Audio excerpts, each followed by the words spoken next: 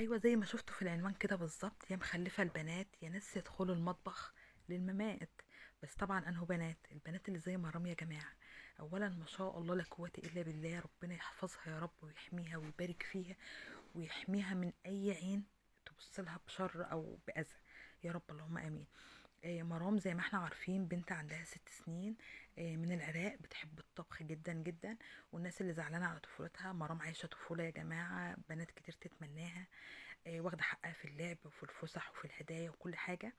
بس هو ده يعتبر محتواهم، يعني محتواهم اللي هو مرام هي اللي بتقدم الوصفات. طبعا مامتها بتساعدها، باباها بيساعدها، اكيد مش هي بتعمل كل حاجة لوحدها. بس زي ما قلت لكم كتير قبل كده، البنت عندها فكرة كبيرة جدا عن الطبيخ. البنت بتحب المطبخ. ناس كتير قالت اكيد لما هتكبر هتكره المطبخ، هتكره المطبخ وكده.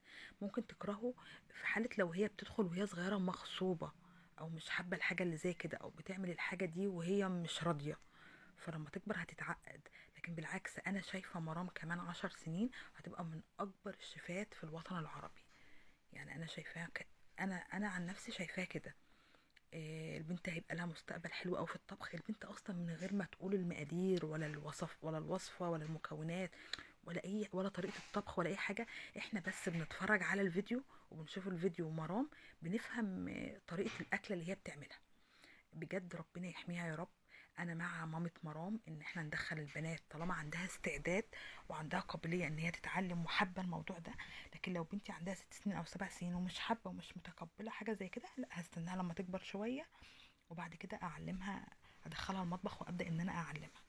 تمام. بس طبعا مرام او اللي يدخل في سن مرام هيريح الام كتير، وهو نفسه هيرتاح كتير عن لما يدخل كبير. فاهمني؟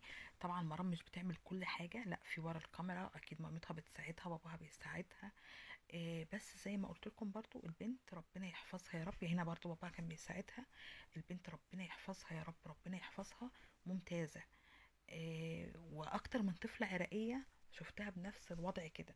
فما شاء الله شكلهم في العراق بيحبوا يدخلوا الاطفال المطبخ وهم صغيرين. يا ريت لو في حد بيتابعني صفحة افكار نونا من العراق يكتب لنا برضو، انتوا بتدخلوا البنات صغيرة ولا هي دي حالات نادرة زي ما بتحصل في اي بلد وكده. واتمنى الفيديو يكون عجبكم، والسلام عليكم.